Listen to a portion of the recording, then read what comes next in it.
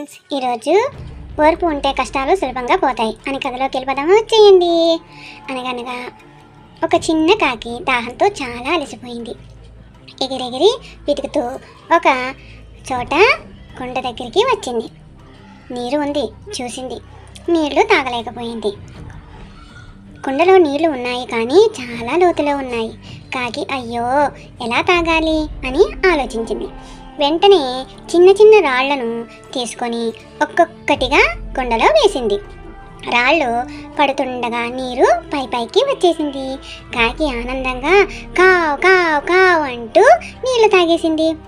నీతేటో చెప్పనా? బుద్ధి. ఓర్పు ఉంటే కష్టాలు సులభంగా పోతాయి. సహనం ఉంటే పెద్ద సమస్యలకి పరిష్కారం దొరుకుతుంది. అవునంటారు కాదంటారా? ఈ కథ నచ్చిందా? Please like, share, subscribe. Visit my channel చూసి వెళ్ళిపోతున్నారు, కానీ ఎవ్వరూ సబ్స్క్రైబ్ చేయట్లేదు. నా మీద కోపమా అని ఈ పక్షులన్నీ అడుగుతున్నాయి. సమాధానం చెప్తారా? Thank you. Visit my channel. Thank you.